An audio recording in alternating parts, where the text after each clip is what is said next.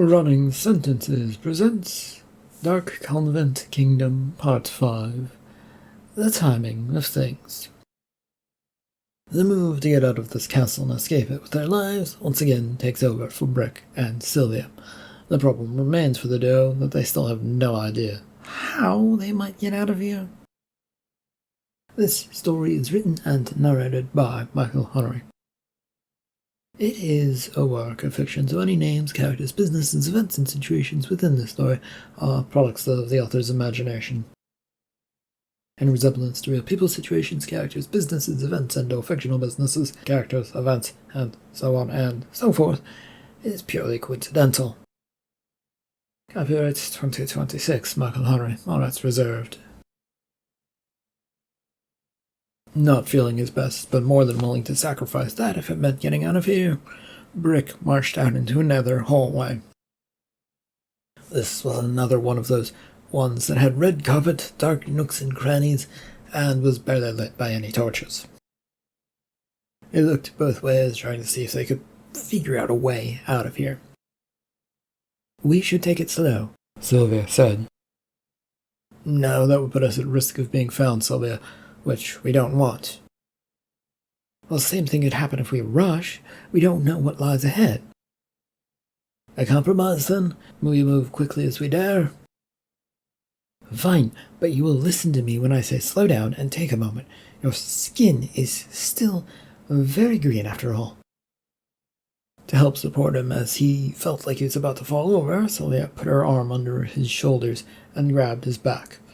A moment later, feeling a little more secure, the two began moving, way too slowly for Brick's liking, but it would have to do as they went to their right, following that avenue of the hallway. The march through the hallway, eventually took a toll on Brick, who really wasn't feeling any better despite the promises of the mage.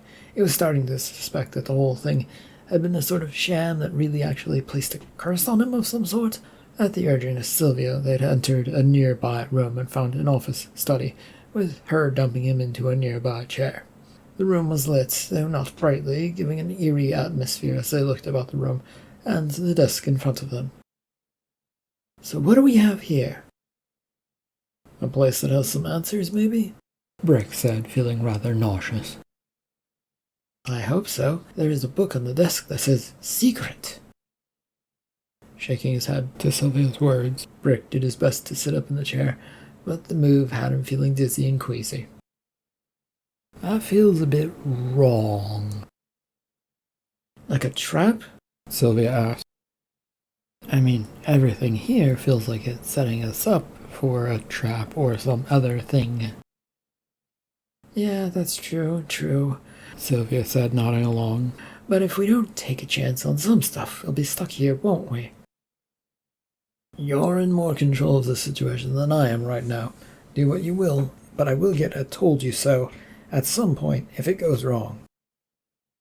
She had strolled over to stand behind the desk, picking something off of it and then using it to poke at the book. Sylvia then quickly jumped back and away, staring and waiting for events to unfold.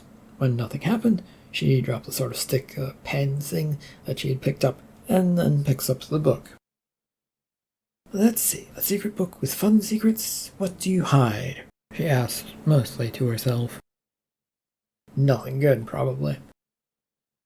Doing his best to keep his stomach down and far too curious for his own good, Brick rose and stood up. He made his way shortly around so that he could read over Sylvia's shoulder. She glanced back concerned, but the pull of the book had her curiosity more. "If it was good, it probably wouldn't find us," she replied dryly. "A sad state of affairs, but yeah, agreed." She started to read silently as Brick did his best to keep up with the words that he could read. The pages were being turned quickly as she seemed to be scanning more than reading, a fact that made him look away, the motion being a bit too much for him and his stomach. "Oh, a map!" "Of what, Sylvia?" "The castle estate. I thought you were reading over my shoulder." Looking back to her, he offered a weak smile and shook his head no, and then caught sight of his hands, which now also looked a palish green. Really not a very good color for a pale color. The fast flipping of your pages sort of threw me through a loop, he replied with a grimace. You look a lot worse, she said, concern etching across her eyes. Feel it, too. Now that map, what is it and does it remotely help us? He inquired. It's the estate, she said excitedly.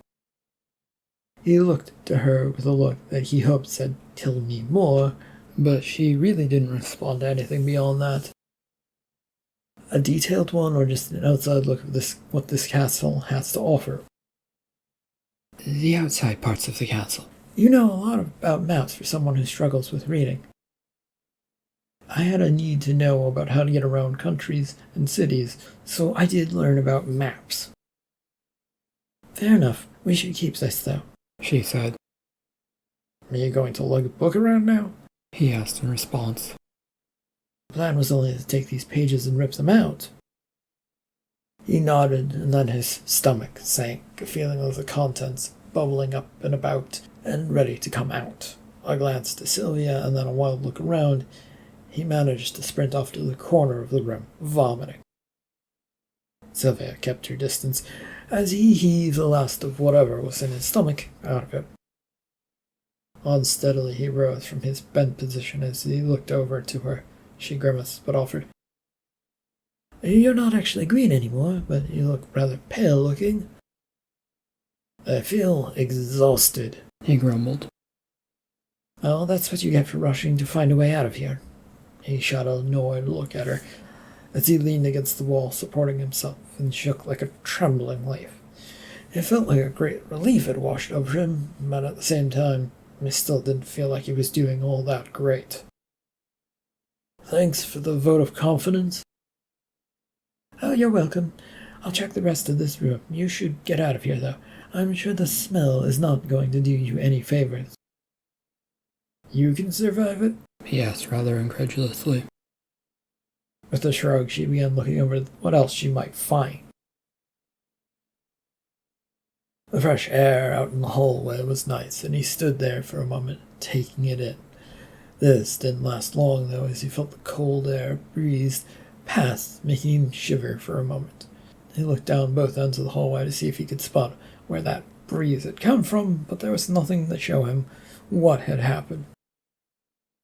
With a shrug, he wrote it down in the mind as magic doing whatever it was doing, and he looked at the wall across from the office study to see that there was a door there. I don't think that was there before now, was it? Not entirely sure if it had or hadn't been.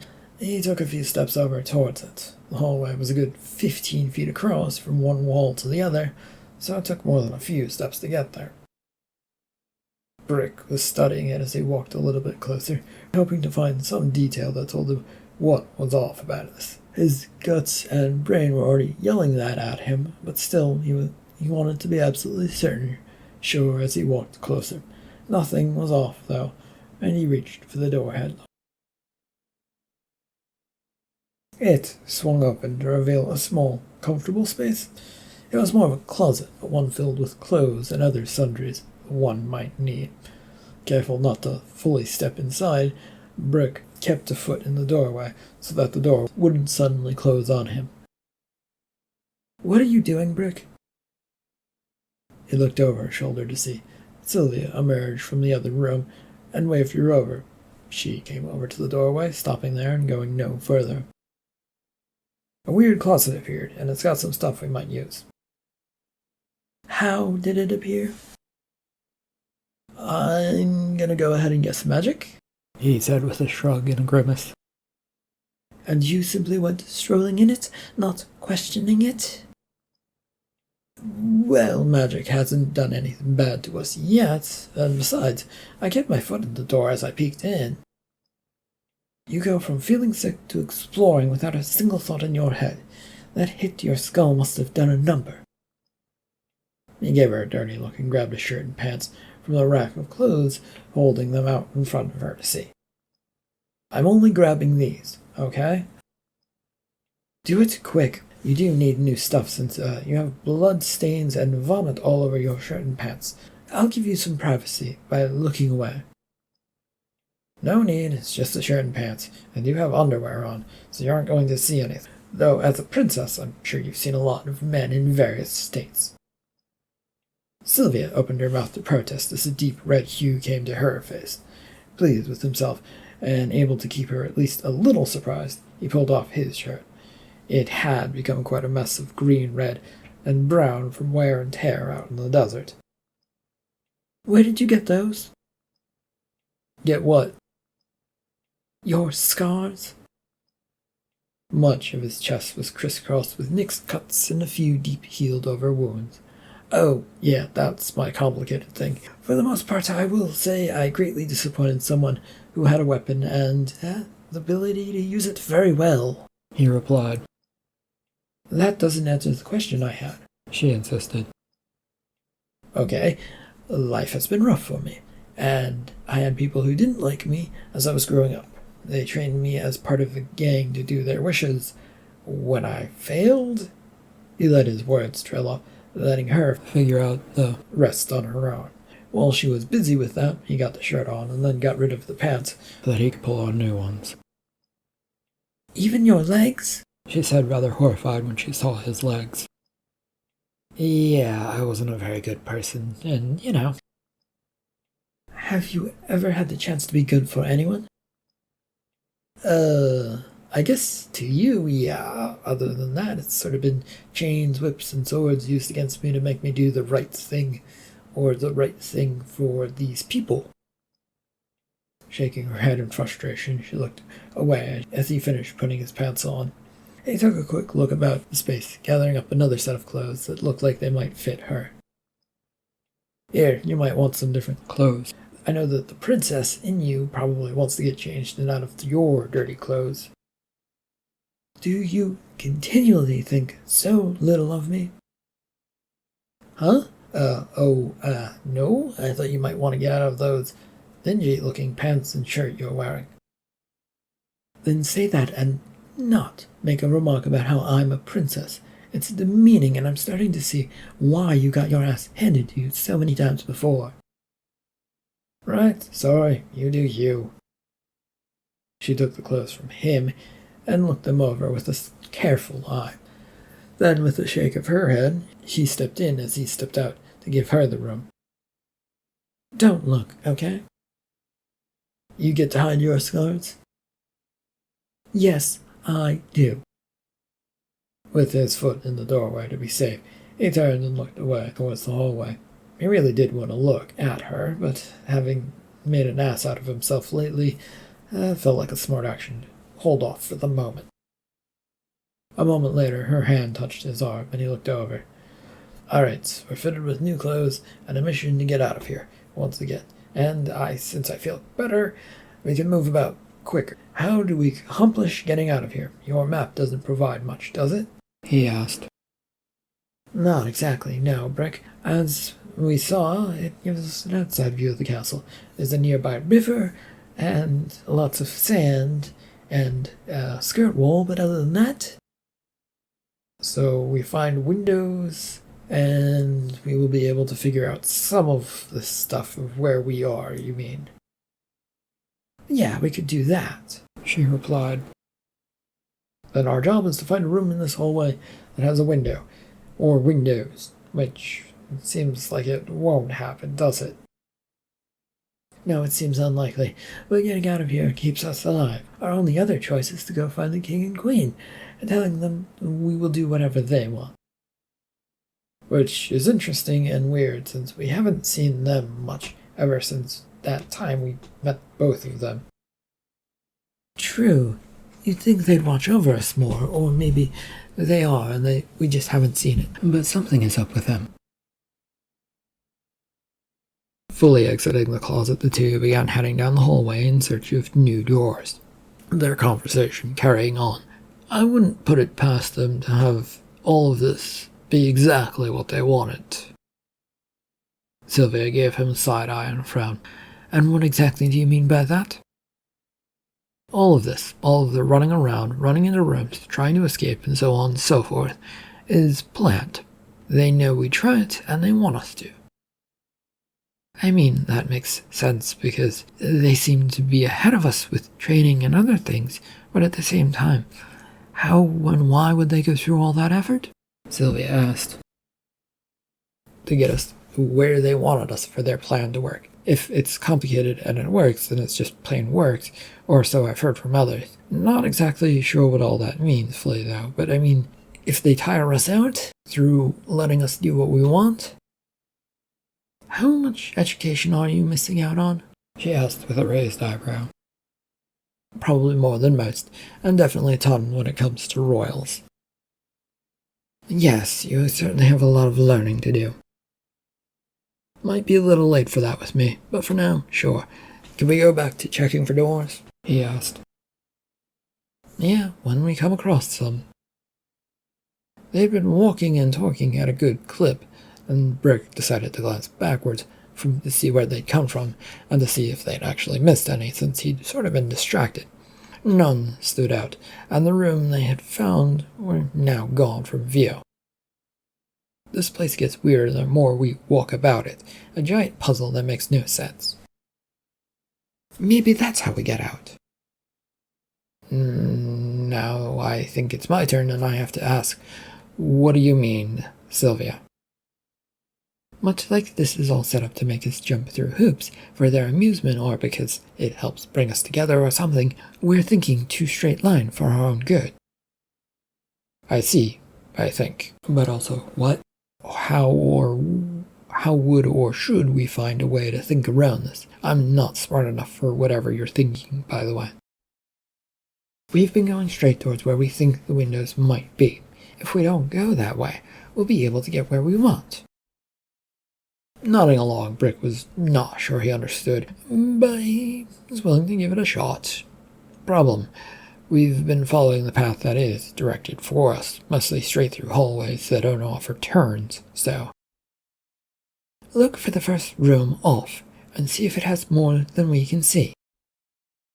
So, doing what we've been doing, but not trying to make it obvious, or am I getting that correct? He asked hesitantly.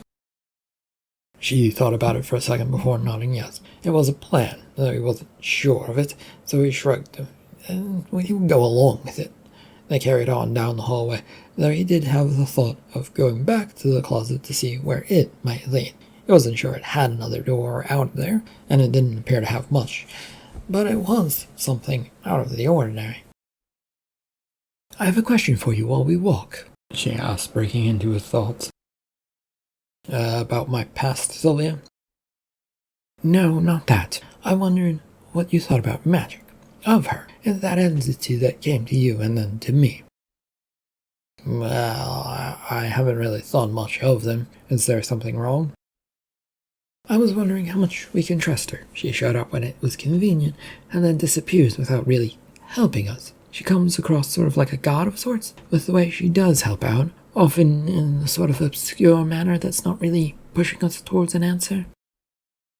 Well, I don't really trust much around me lately. She did help you out, sort of redirecting magic away from you by using me, I guess. So that was really helpful, I think. But yeah, godlike and mysterious means I don't think she's high on my list to trust, he replied. That is very offensive, you know. Are you following us around and listening to our conversation? Brick tried not to turn around to ask Magic this question, but failed. He had to make sure that it was her that had suddenly appeared and wasn't just thin air and she was talking to nothing. Thankfully, she was there, walking behind them. I don't, but I came to give you some help, Magic announced. Why now? Because you two are lost and could use it, Sylvia. Why not help us before then? We were really lost, and you said no, you can't do that. What's changed? Helping, Mr. Brick, isn't exactly a thing set in stone.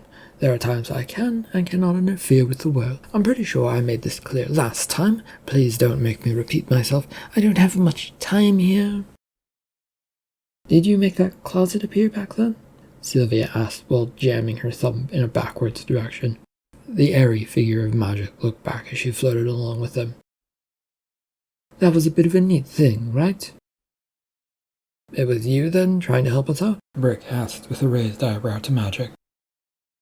No, it was not me. I merely watched it unfold and thought it was pretty cool looking. It was, in fact, I believe, the house, this castle, doing that.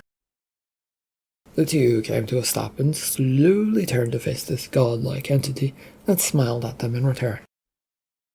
I'm a bit of an idiot, as I'm sure you're well aware, but can you explain in simple terms how exactly this house did this to help us? What exactly does that mean, and why would they do it? This castle appears to have a source of magic it can call upon to do its bidding. I think generally it sticks to not acting up, but maybe it likes you too. The house likes me, Brick said rather incredulously. The world is filled with magic, Brick. Everything and anything can have it and can use it. The problem is knowing what you're doing and casting. That's why dungeons have a variety of monsters that make little sense. Okay, alright. Brick said, stumbling over his words and then continuing. So then what or how do you plan to help us out? And let's get to that part first. Well, it isn't much, but I carry with me a message. Please don't be a riddle, Sylvia said to her. Listen to the house, and the way it leads you. That's what I wanted to tell you. That's what was asked of me to tell to you. Okay? With narrowed eyes, Sylvia took a step towards Magic, who offered a serene smile, and apparently felt completely unthreatened by the motion. To Brick, though, it looked like this entity, this godlike figure, was looking beyond, back down the hallway. So we should have explored that closet? Sylvia asked. No, I think that was a simple rube. Something about showing you that it wanted to help. Your help is a new mystery that we must simply follow. Magic frowned at Brick's statement, but was quick to turn it into a smile. Your choice. I know that following what others people tell you to do isn't fun, Brick, and it isn't what you currently are up to for the former king and queen. Are they alive or dead? Sylvia suddenly interrupted. Stuck in the middle until they complete a spell, which, yes, they are using you for all of that. Escape would break the spell, as they only have so much time. Magic clarified for them. What do you mean? How long for a spell? Sylvia demanded to know.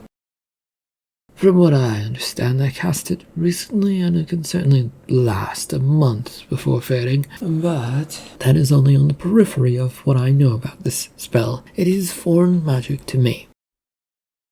Feeling a building and annoying sensation growing in the back of his mind, Brick nearly spat out. And here is another thing where we can't get much of an answer. How much do you not know about any of it all? And what do you mean by foreign? Sylvia added. Oh, well, how to explain? It is a magic taken from a different world and placed here by someone else. I don't know who, what, or why, other than it was a dark atmospheric situation that was here and then gone. And I can't really learn it unless it's been cast a couple of times. This was only cast once. We're about to be fighting otherworldly things? Brick asked. No, that thing left. You will be fighting for humanity when it comes to crushing down on you, which also reminds me. There are armies coming? Correct, Sylvia. Your father and several other armies have heard that this area has supernatural problems, so you'll have to deal with adventurers and so on and so forth. Sylvia took a long, cautious look at the magic floating entity in the air before turning to continue walking.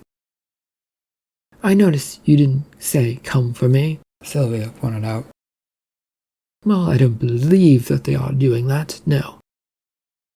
Couldn't you tell them magic? Like, tell them that she's okay and that they don't need to come? Brick offered. No, I have no connection to them other than Miss Princess. Sylvia, our father really doesn't like god-like forces approaching him. Sylvia let out a snort. He doesn't trust God's magic or anything other than his own sword and soldiers. Everything else will have to get out of his way. Would he change his approach if he knew you were here, that he didn't need to save you? Brick tried to argue. Not likely. He wants me back, I'm sure of that, mostly so he can marry me off. If he thought I was here, it wouldn't move him any faster or slower, Sylvia said with a shrug. And with all of that finally said, Magic announced, it looks like it's about time for me to go. Magic, can you at least try and get a signal to Sylvia's dear father? The entity known as Magic paused and looked towards the ceiling, judging it for a moment. I'll try something, but as Sylvia has said, he likely won't listen. But it is worth a shot, I suppose, and, well, you're entertaining me, so I'll help out a little bit. Thank you, Magic. I know we probably don't see eye to eye on things, but to get the word out would be great, Sylvia said, thanking her. Just be forewarned that they may believe that you're possessed by the former king and queen when they do get here. They aren't going to listen to me, and they will go on whatever assumptions that they've gotten to, probably. But they might go for one of the other weird spells that they think are making you do whatever they assume you're doing. Oh, yes, and time's up. She vanished from behind them, leaving just traces of smoke as the sign that she'd been there. And we were once again alone, Brick announced for no reason. But this time we at least have some direction and hope. Not a lot, though, Sylvia, not a lot. Sylvia nodded yes to that. Best to keep ourselves limited so that we don't get overly excited about possibilities. Agree. Got to find the new room, though, otherwise we're left wandering in a straight hallway. Stepping to the side, Brick motioned for her to go first. The hallway came to an end at a door, a rather fancy one with a little stained glass in it and a finely carved intricate bits all around it. Brick had thought about knocking on it, but felt like throwing it open and seeing what was inside was the best option. He'd done that, and received a small punch from Sylvia for that. Hey! Don't go charging into places. I don't know much magic that can do healing. Well, you do know some. Maybe if I can remember what the books taught me. Did any of those books we were given tell you anything about that, or did they all fly over your head? I know some stuff from the books, but it did not cover magic that heals. So what exactly did that show you? War magic, offensive weaponry that will help one defend oneself? Oh, good thing to know. I will do my best never to piss you off then. She shook her head at him as he pushed into the well-lit room beyond. Light was streaming from the ceiling where more stained glass was cutting vibrant colors all over this room. I'm not going to do anything to you. You say that, Sylvia, but I'm sure I'll probably do something and will make you want to do something. Well, I'll keep that in mind, Brick, but why is this chapel so nice looking? They stepped in further, letting the lights from the ceiling spill all over them in all of its color and glory. The roof was a good 50 or 60 feet up, with no way to get up to it. I'm the wrong person to ask. I know nothing about places like these. But why do you think it's nice? Brick asked. Well, the stained glass, for one thing. Nobody has a roof of that stuff. Also, this place doesn't feel like it fits the dreariness of the other rooms of this castle. That I will give you. It does not fit that. Should we look around this place and see what's hidden around here? Well, that's what we're here to do, and it would be silly not to do that after planning for it, she replied. We didn't really plan it, he shot back. I know, but still. She had already wandered away towards the pulpit near the front, and a good place to go, since it probably had some stuff to read. He, though, took a moment to look more at the walls and see the stones and a few placards, ones with the words Psalm and numbers on it, with little else. It was drab and boring, which meant nothing to him. You find anything up there? A lot of religious books. Oh, those actually might be good. If this is a necromantic place, then they'll have religious books talking about that. right? She looked up at him with raised eyebrows from the book she had been reading. Slowly, she put the book down and opened it and closed her mouth a few times. You say you don't read much, yet you know the word like necromancy. I said it before, I think, and you know I do pick up things from outside of here. What exactly is your past? Because if it wasn't said here, then you've heard or seen some very serious problem. He thought about it for a moment, his mind going to one time in a city of the Gulf Forest where there's sort of undead creatures. Brick couldn't decide if they counted or not in that whole matter. My past isn't that interesting compared to trying to get out of here, he finally said after breaking free of those thoughts. I'm really starting to think that isn't the case.